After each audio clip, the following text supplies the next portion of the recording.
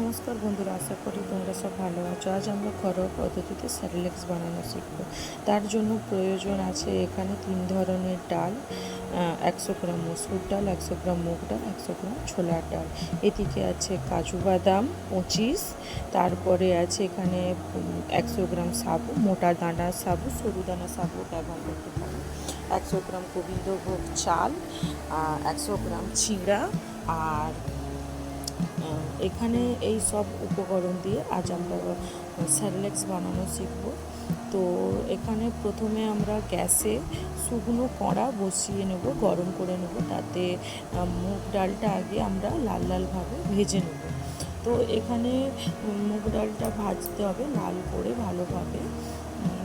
তো এখানে কন্টিনিউয়াসলি আমাদেরকে খুন্তিটা চালিয়ে যেতে হবে, না হলে নিচে যদি মুগ ডালটা চুঁয়ে যায় তো এখানে যখন স্যারেলেক্সটা খাবে তখন এখানে পোড়া পোড়া গন্ধ লাগবে, ভালো লাগবে। বন্ধুরা আমার একটু অন্যমনস্ক হয়ে যাওয়ার জন্য একটু পুড়ে গেছে, তো কোনো ব্যাপার না। এরপরে আমরা শুকনো কড়ায় ছোলার ডাল আর মুসুর ডালটাকে ভালোভাবে ভেজে নেব।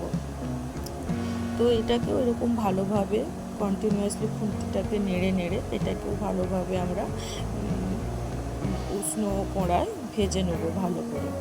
তো বন্ধুরা এরপরে বলি, এই স্যারেলেক্স 6 মাসের বাচ্চা থেকে 5 বছরের বাচ্চা সব খেতে পারবে। শুধু বাচ্চা না, এখানে সব বয়সী মানুষরা এই স্যারেলেক্সটা খেতে পারবে। তো তো এই স্যারেলেক্সটা খেলে পেট ভার তো অনেকক্ষণ থাকে, আর এই স্যারেলেক্স খুব পুষ্টিকর। স্যারেলেক্স বাচ্চাদের জন্য খুব পুষ্টিকর। তো এরপরে শুকনো কড়ায় আমরা গোবিন্দভোগ চালটা ভালোভাবে ভেজে নেব। তো এখানে চাল ভাজার সময় মনে রাখতে হবে চালটা যখন চটচট শব্দ করি তখন ভাজা হয়ে যাবে। এখানে গোবিন্দভোগ চালের বদলে আমরা এখানে বাসমতি চালও ব্যবহার করতে পারি, কিন্তু যে কোনো একটা ব্যবহার করতে হবে, হয় বাসমতি চাল না হলে গোবিন্দভোগ চাল। এরপরে চালটা নামিয়ে আবার শুকনো কড়ায় আমি মোটা চিড়া ব্যবহার করতে পারি। এখানে মোটা চিড়া ব্যবহার করতেই হবে, কারণ যদি পাতলা চিড়াটা ব্যবহার করা হয় সেটা অতটা ভালো হবে না। মোটা চিড়া ব্যবহার করলে মোটা চিড়া ব্যবহার করলে পেটটাও অনেকক্ষণ ভাত লাগে। তো এখানে চিড়াটাকে আমরা লাল লালভাবে ভালোভাবে ভেজে নেব। চিড়াটাকে এরকম করে লাল লাল করে ভেজে নিয়ে তারপরে আবার চিড়াটাকে আলাদাভাবে নামিয়ে আবার গরম কড়ায় এবারে আমরা সাবুটাকে একটু ভেজে নেবো, কারণ সাবুকে বেশি ভাজলে হবে না, কারণ সাবু গলে যাওয়ার ভয় থাকে। তো শুধু সাবুটা গরম হয়ে গেলে আমরা সাবুটাকে নামিয়ে নেবো। এখানে আমরা কাজু বাদাম ভেজে নিচ্ছি। তো এখানে আপনারা কাঠবাদামও ব্যবহার করতে পারেন, আমি কাঠবাদামটা দিইনি, আমরা কাজু বাদামটাই ব্যবহার করছি। এখানে আরেকটা জিনিস আমি অ্যাড করি, এখানে আমি সুজি অ্যাড করব। সুজি 1 প্যাকেট পুরো সুজি অ্যাড করব। তো এখানে সুজিটা ভালোভাবে লাল লাল করে ভেজে নিতে হবে, কারণ যদি এটা কাঁচা রয়ে যায় তো বাচ্চারা যদি খায় তো বাচ্চাদের পেটে লাগতে পারে। তো এই জন্য সুজিটাকে ভালোভাবে লাল করে আমরা ভেজে নেব।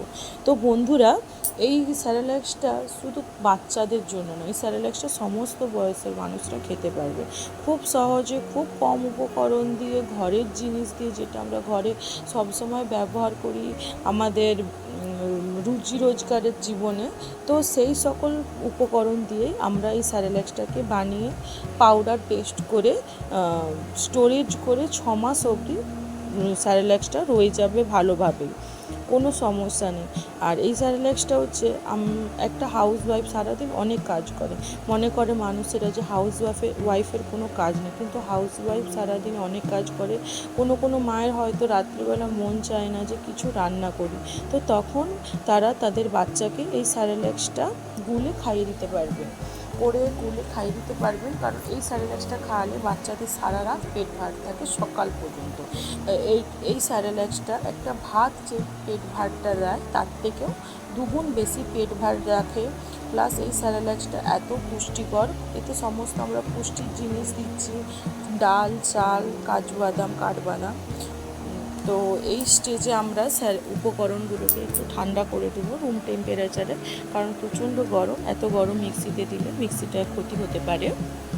এরপরে আমরা মিক্সিতে মিডিয়াম জারটায় অল্প অল্প করে দিয়ে মিক্সিটাকে ভালোভাবে উপকরণগুলোকে পাউডার পেস্ট করে নেব। এখানে খেয়াল রাখতে হবে বন্ধুরা, ভালোভাবে পেস্ট না করলে একটু গোটা গোটা রয়ে গেলে বাচ্চারা খেতে চাইবে না। তারপরে একটা জায়গায় আমরা গ্যাসে গরম জল দিলাম, কারণ এখানে আপনারা দুধ ব্যবহার করতে পারেন, কিন্তু আমি জলটাই বেশি ব্যবহার করি। তো পরিমাণ মতো জল দিয়ে তাতে চিনি দিলাম। চিনিটা আপনারা আপনাদের পরিমাণ মতো দেবেন। আমার বাচ্চা বেশি মিষ্টি খায়, তাই আমি বেশি চিনি দিয়ে করছি। তারপরে জলটা গরম হতে 3 চামচ স্যারেল্যাক্সটা দিলাম, দিয়ে এইটাকে মিডিয়াম আঁচ করে কন্টিনিউয়াসলি এইভাবে চামচটাকে চালিয়ে যাব, না হলে নিচে বসে যাওয়ার ভয় থাকতে পারে। মনে রাখবেন বন্ধুরা, এখানে মিডিয়াম আঁচেই রাখতে হবে, না হলে বেশি আঁচে রাখলে উতরিয়ে পড়ে যাবে, কি আর স্লো আঁচে রাখলে তো নিচে বসে যাওয়ার ভয় থাকতে পারে। তো বন্ধুরা, এটা আপনারা দুধ দিয়েও খেতে পারেন, দুধ দিয়েও ভালো, কারণ দুধে আমি ব্যবহার করি না, কারণ হচ্ছে দুধে অ্যাসিড হয়ে যাওয়ার ভয়টা থাকে। তো এটা আপনারা এটা দুধ দিয়েও ব্যবহার করতে পারেন। আরেকটা কথা বন্ধুরা, তো এই খাবারটা আপনারা বেশিরভাগ যখন দেখবেন জ্বর হয়, বাচ্চা হোক বড় হোক বয়স্ক মানুষ হোক, তাদের মুখের স্বাদ চলে যায়, তেতো হয়ে যায় মুখটা, তো সেই সময় এই স্যারেল্যাক্সটা আপনারা করে খাওয়াতে পারেন। এতে কি হয়, তাদের মুখের স্বাদের অনুযায়ী খেতেও ভালো লাগবে, প্লাস তাদের পেটও ভার থাকবে। তো বয়স্ক মানুষদের জন্য এই স্যারেল্যাক্সটা খুব উপকারী। তো এখানে হয়নি আমার এখনও স্যারেল্যাক্সটা, আর একটু বাকি আছে। তো বন্ধুরা, এখানে জ্বর হলেও এই স্যারেল্যাক্সটা খাওয়া যাবে, তখন খুব উপকারী এই স্যারেল্যাক্সটা খেতে। তো বন্ধুরা, মিডিয়াম আছে আমার এই স্যারেল্যাক্সটা ফুটছে এখনও। তো আমি প্রথমবার এই ভিডিও করছি, আমার যদি কোনো ভুল ত্রুটি থাকে আমাকে ক্ষমা করবে, কমেন্ট করে প্লিজ জানাবে যে স্যারেল্যাক্সটা কেমন লাগলো। তোমরা অবশ্যই ট্রাই করবে জিনিসটাকে, আর প্লিজ প্লিজ প্লিজ বন্ধুরা, আমার এই চ্যানেলটাকে সাবস্ক্রাইব করবে। নতুন আমি কোনো ভুল ত্রুটি থাকলে ক্ষমা করবে, লাইক করবে, শেয়ার করবে, বেশি বেশি করে শেয়ার করবে। তো বন্ধুরা, এখানে আমার স্যারেল্যাক্সটা কমপ্লিট হয়ে গেছে। দেখবে এরকম ঠিক পদার্থ, মানে দেখতে পাবে, বুঝতে পারবে, খুব পাতলাও হবে না ঝোলের মতো, খুব শক্ত হয়ে যাবে না। তো এখানেই বন্ধুরা, তোমরা সব সুস্থ থাকবে, ভালো থাকবে। আমার ভিডিওটা আমি এখানেই শেষ করলাম, আর কমেন্ট করে নিশ্চয়ই জানাবে যে স্যারেল্যাক্স